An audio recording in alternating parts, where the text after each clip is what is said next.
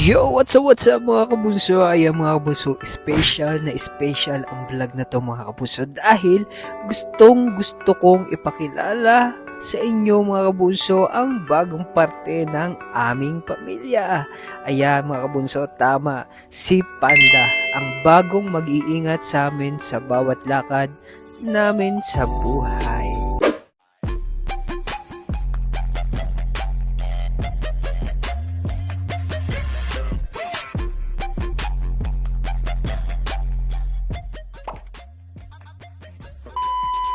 Yo, what's up mga kabunso? Ayan mga kabunso, pupunta tayo ngayon sa studio natin mga kabunso sa KKK, Kakwentuhan, Kasiyahan at Kadramahan. Ayan, papunta tayo ngayon mga kabunso at kita-kits po tayo.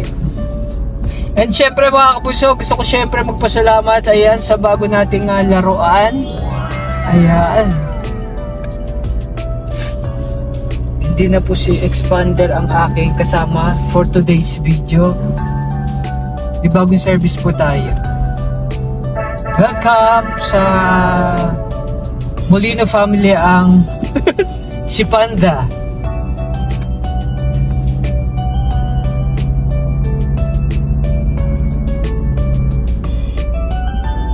Pandarito, pandaroon. Pumapasok po siya, bumabanat po siya.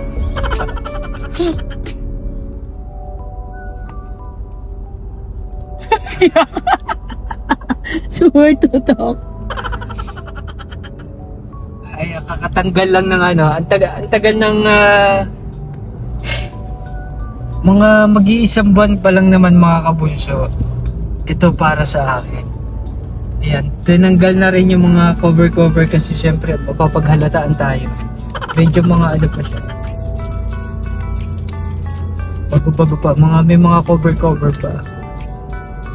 And syempre, thank you so much kay Lord. Ayan, sa blessing na binigay niya to. Talan yung mga kabunso. Ayan. Hindi ko binili to. Ito ay bigay po sa akin. Regalo po to sa akin. Siyempre, and dito na tayo. Medyo malapit na tayo. Exit na po tayo. Siyempre mga kabunso, gusto ko lang magpasalamat siyempre sa nagbigay ng Fortuner na to. Yay! Natapos sa akin. Masaya. Yan, thank you so much Mommy, Daddy. Ayan, sa nagbigay na to. Mr. and Mrs. Dad! Yan, sa nagbigay na to. Actually, ayaw po nila pabanggit. Hindi naman daw nila kailangan na ipamukha pa sa mga community natin yung pagbibigay nila. Kusang loob po to na binigay nila sa akin. Siyempre, nakitaan po nila ako ng, alam nyo na mga kabunso, sabi nga natin, once na gumawa ka ng kabutihan sa iyong kapwa, babalik at babalik sa iyo yun mga kabunso. Sabi ko sa inyo, hindi man isang beses ibibigay ni Lord yan para sa inyo eh. So ito, binigay sa akin at sobrang proud ako sa sarili ko dahil may mga tao na nagtitiwala at nagmamahal sa akin mga kabunso. At na-appreciate yung mga ginagawa natin mga kabunso sa tulong ng ating mga kabunsuan din. Ayan, gusto ko magpasalamat uli Mommy, Daddy sa gift na binigay nyo na to sa akin. Advance gift na to sa akin sa birthday ko. Ayan, since yung birthday ko hindi natin magaganap dito sa Pilipinas, ayan, sana ayan, gusto ko uli magpasalamat sa inyong kabutihan na mula noon hanggang ngayon.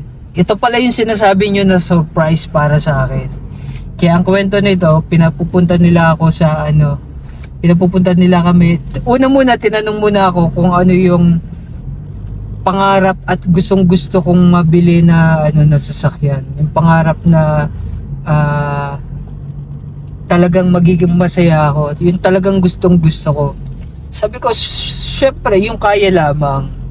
So, sabi ko, hindi ko na in-expect na bibili naman talaga ako nito since meron pa naman akong ginagamit hanggang sa lumuma na yun.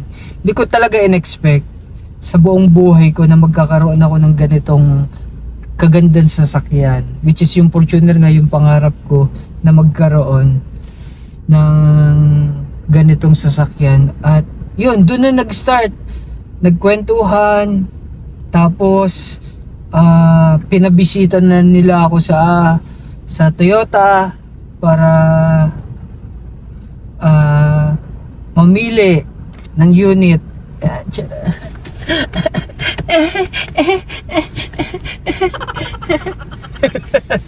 Ayan, sobrang bago, sarap. Amoy na amoy pa yung aroma. Ayan. Tapos after na noon, ayun, nag-start na. Pinadalhan na ako ng pambayad. Kaya sobrang saya ko na hindi ko na-expect. Kabado pa ako nung time na yun. Akala ko na naginip pa ako nun eh.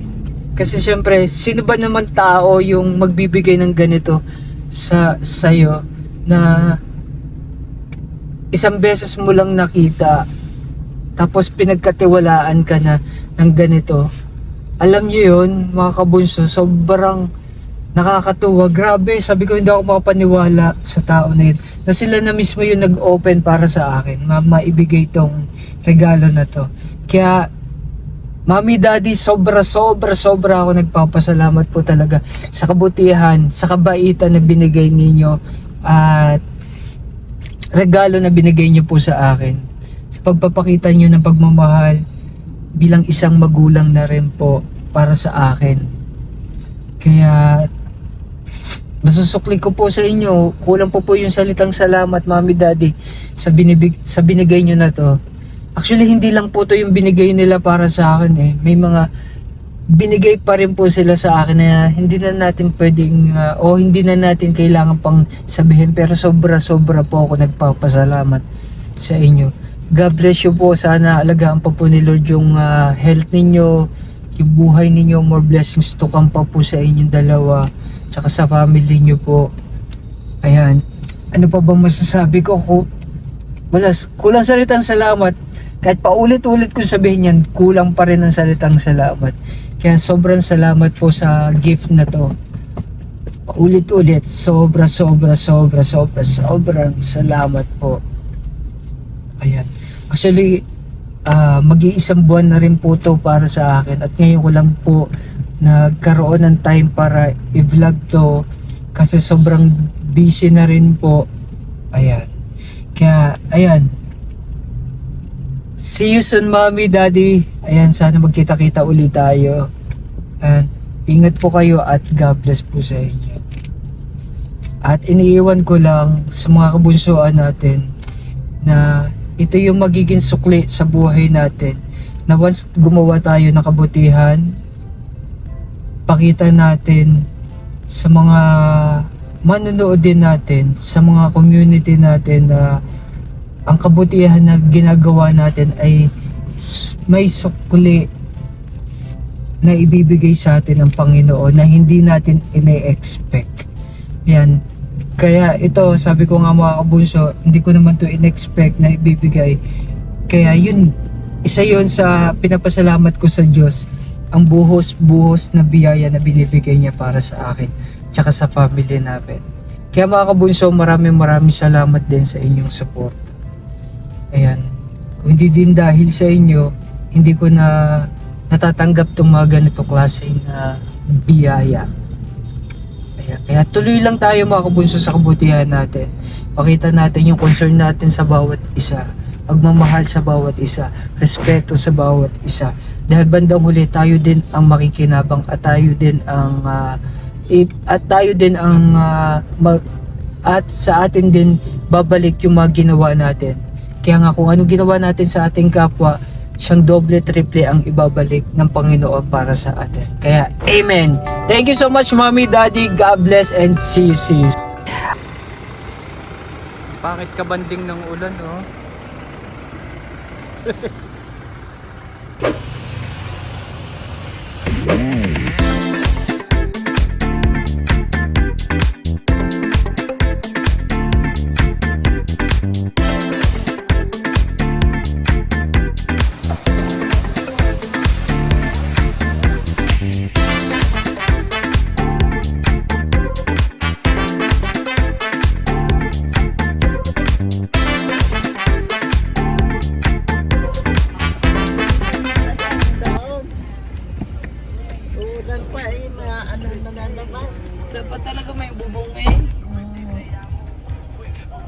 pupunta tayo kada lalabas tayo may bubong. Hindi, may sabihin sa atin. Sa atin, dapat may bubong. Kasi pagka hindi na yan. Vlog tayo sa punta mo. Ayan, salamin ng biyayang ito mga kabunso, ito na sa bawat kabutihan natin darating ang biyaya na di natin inaasahan gaya nito mga kabunso. Hindi ko in-expect to. Mga kabunso, sana di tayo mapagod tumulong sa iba. Huwag tayong mapagod na umunawa at gumawa ng kabutihan. Dati, pinapangarap ko lang to mga kapuso at ni minsan sa totoo lang di ko inisip na magiging totoo ang pangarap kong ito.